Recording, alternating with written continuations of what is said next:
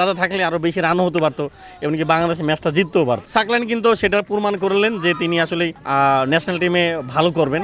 এই হারের ব্যাখ্যা আমার কাছে মনে হয় যে আজকে আর্জেন্টিনা জিতছে, তা সেই প্রভাবটা আসলে মাঠে পড়লো কিনা। অনেক সময় আসলে অনেক কিছু মনে হয় যে মানে সবাই শুধু মানে মাঠের বাইরে সব জায়গায় দেখতেছি যে আর্জেন্টিনা ব্রাজিল, এটা হঠাৎ করে মনে হয় যে প্রভাব পড়লো কিনা। আসলে এটা ক্রিকেট আর ফুটবল দুই জায়গায় প্রভাব পড়ার কোনো কারণ নাই। তবে ভাই মানে এই 131 রান নিয়েও বাংলাদেশ আসলেই মানে অস্ট্রেলিয়াও বুঝলো যে বাংলাদেশকে জয় আনা এত সহজ না। এই ক্রিকেটে ভাই 180 190 রান, সেখানে আপনি 131, তাতে অস্ট্রেলিয়া 18 ওভার 2 বলে খেললো, এমনকি আপনার 6টা উইকেট গেল।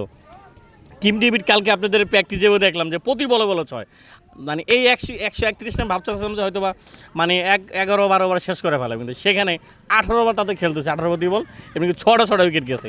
আর আজকে বলতে হয় যে আপনার সাকলাইনের কথা বলতেই হয় যে অভিষেক ম্যাচে মানে দুর্দান্ত বোলিং, 2 উইকেট নিলেন, এমনকি তাকে সাহস করে 4-5 নাম্বারে নামাইলেন, সেখানে তিনি একটা 6 মারলেন, এমনকি 10 রান করলেন তিনি। দেখেন লিটন দাকে অবশ্যই মিস করি, কারণ লিটন দা যখন থাকে তার যেটা সেট আপ, মানে এই মানে কাকে কখন বল করাবো, কাকে কখন খেলাইবো, এটা তার একটা সেট আপ আছে। তাই সেই সেট আপটা কিন্তু মানে তৈরি যে আজকে যেহেতু প্রথম ম্যাচ, তা এই কারণে দাদাকে মিস করছি। কারণ এমন হতে পারতো যে মানে দাদা থাকলে আরও বেশি রানও হতে পারতো, এমনকি বাংলাদেশ ম্যাচটা জিততেও পারতো। তা আসলেই তৈরি দাও তারপরেও খুব ভালো ফাইট দিছে এই অল্প রান নিয়ে।